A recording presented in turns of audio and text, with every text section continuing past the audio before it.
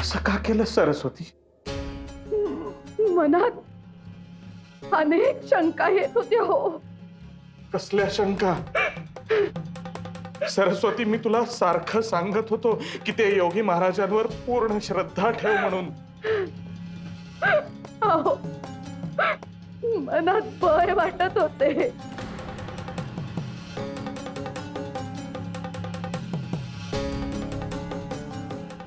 आत्ताच्या आत्ता जा आणि ती विभूती घेऊन ये.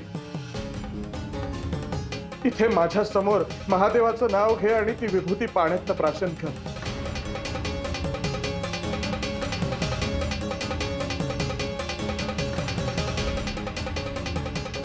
सरस्वती, मी काय सांगतोय?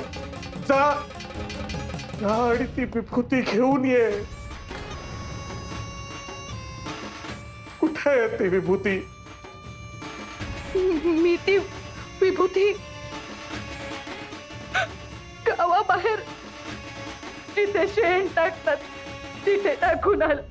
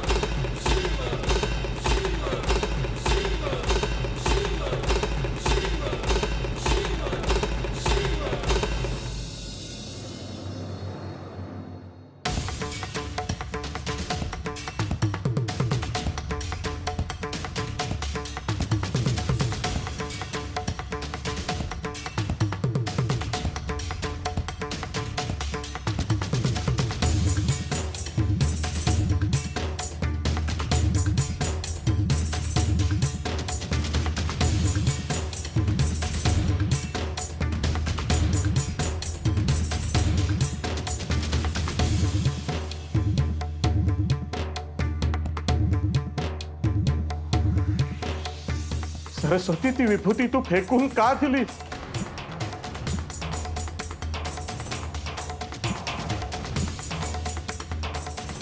का? एवढी कसली भीती वाटत होती सरस्वती तुला? योगी जोगी असतात त्यांचं काही खरं असतंय का? अहो अक्का, माझ्या माहेरीत एक साधू बैरागी आला आणि रात्रीत बायकांना भूल देऊन कुत्री मांजरी करून घेऊन गेला. अगं सरस्वती, तू विभूती खाशील आणि रात्री भूल पडल्यासारखी जाशील त्याच्या मागे निघून. हो. मला काही झाले असते तर मला फूल पाडून कोणी घेऊन गेले असते तर. सरस्वती, ती विभूती फेकून देण्याआधी एकदा तू माझ्याशी का नाही बोलली?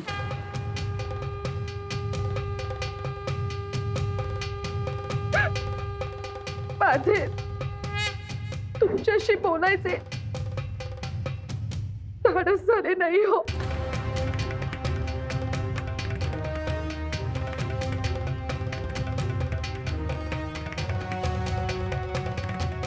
सरस्वती, तुझ्या हातून खूप मोठं पाप घडलंय.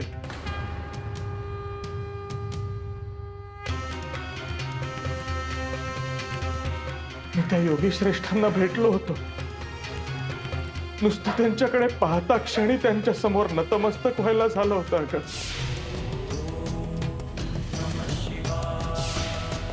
सुराज, आपली भेट केवळ योगायोग नाही, त्याला काहीतरी निश्चित कारण आहे.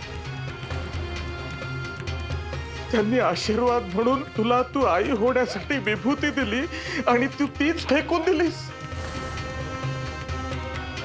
ही विभूती तू प्राशन कर, तुला दिव्य पुत्ररत्न प्राप्त होईल.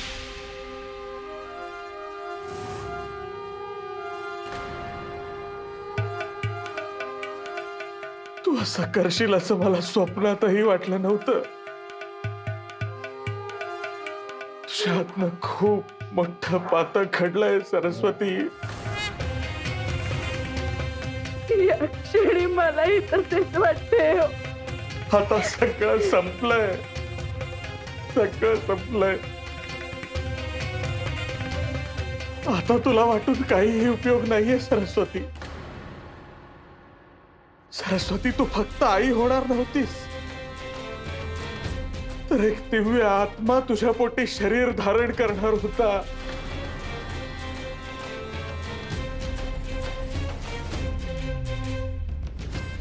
या घरातलं तेज गेलंय, आजवर कमवलेलं सगळं पुण्य गेलंय, सगळं सत्व गेलंय, सगळं व्यर्थ गेलंय सरस्वती, सगळं व्यर्थ गेलंय.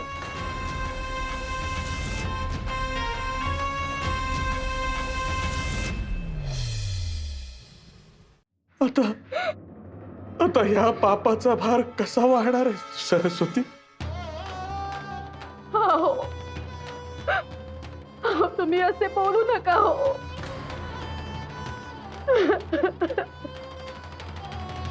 तुम्ही माझ्या सोबत नाही आहात का?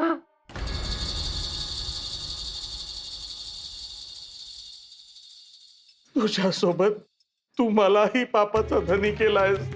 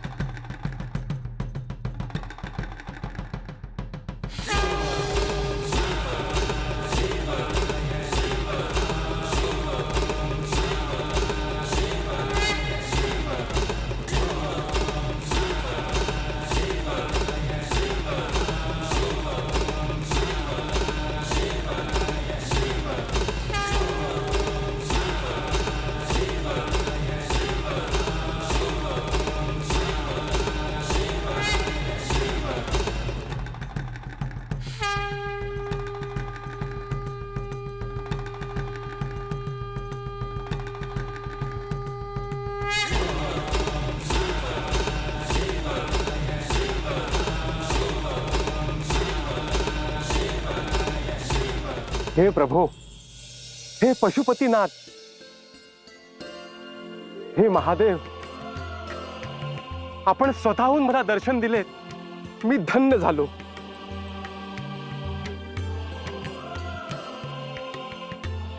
मच्छिंद्र, तुला भेटून मलाही खूप आनंद झाला आहे.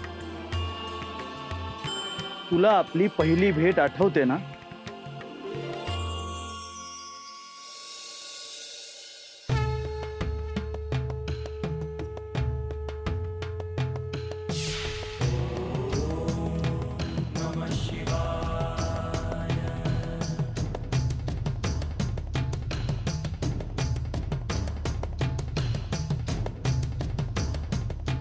पार्वती, मी तुला जे सांगतो आहे ते तू ऐकते आहेस ना?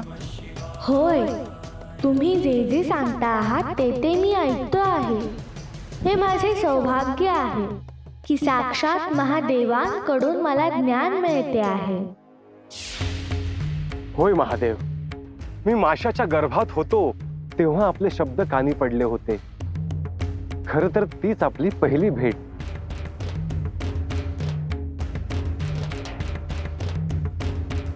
मच्छिंद्र, तुझे कठोर तप पाहून मी तुझ्यावर प्रसन्न झालो आहे.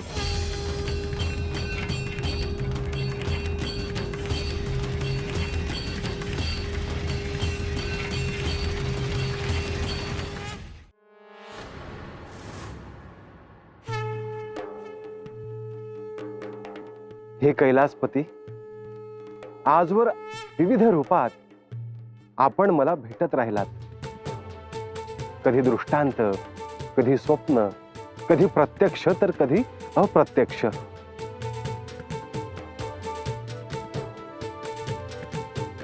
मच्छिंद्र, मी या सृष्टीच्या कणाकणात आहे. हवेत, पाण्यात, आकाशात, सर्वत्र. त्यामुळे आपण कधी वेगळे नव्हतोच. म्हणूनच आपले अस्तित्व मला सतत जाणवत राहते.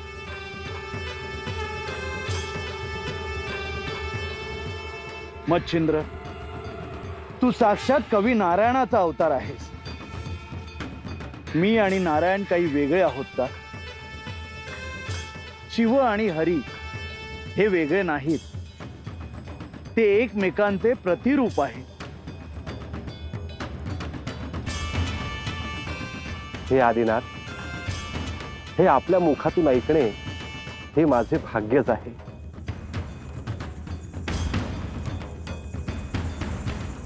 मच्छिंद्र, तुझ्या कार्याला माझा आशीर्वाद आहे.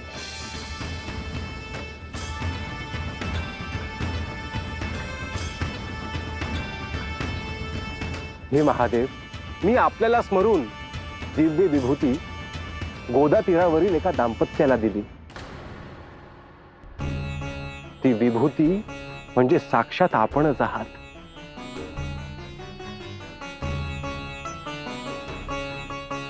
परंतु ती विभूती धारण करणे कोणत्याही स्त्रीला शक्य नाही.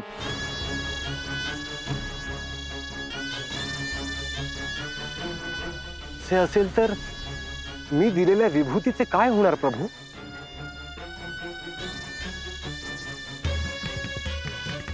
ती विभूती व्यर्थ जाणार नाही.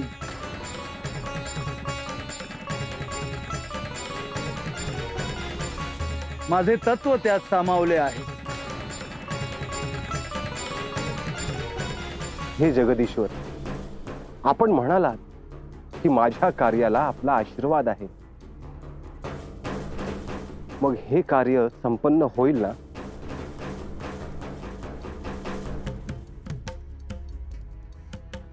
अर्थात ते संपन्न होईल. परंतु तू जसे समजतोस तसे होणार नाही.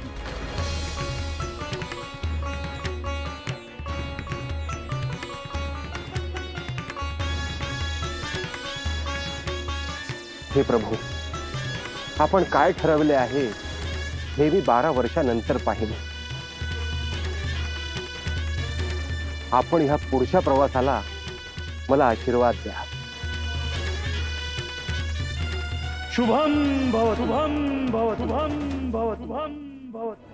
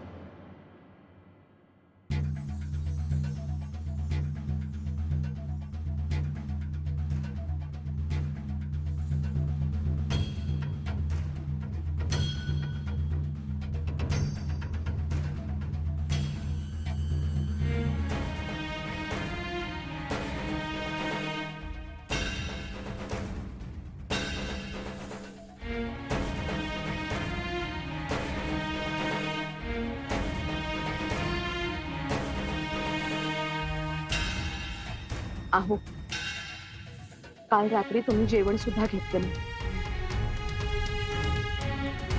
दूध तरी घ्या. मला दूध नकोय. अहो, असं काय करता? अन्नावर का राग काढता? काल रात्रीपासूनच माझं प्रायश्चित्त सुरू झालंय सरस्वती.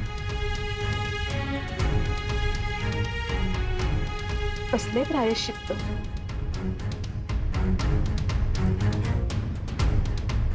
मला अत्यंत प्रिय असलेला पदार्थ मी सोडला आहे.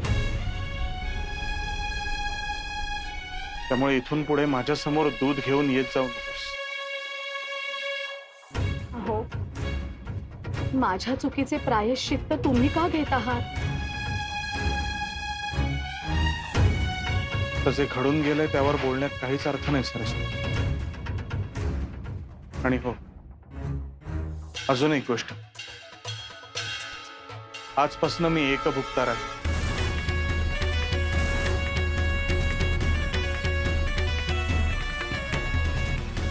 एक वेळच जेवेन.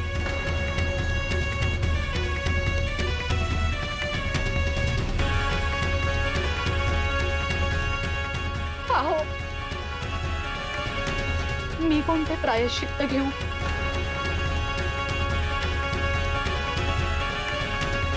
खरे तर मी देहांत प्रायश्चित्त घ्यायला हवे.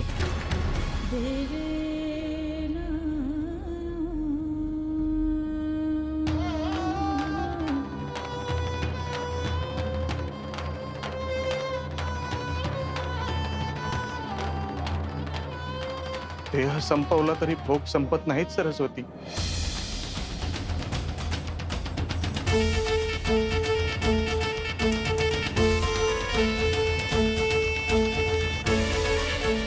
अहो, माझी खूप मोठी चूक झाली.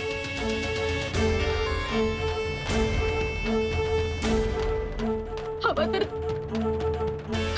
तुम्ही मला क्षमा करू नका, पण माझ्याशी असे तुटक वागू नका. हो,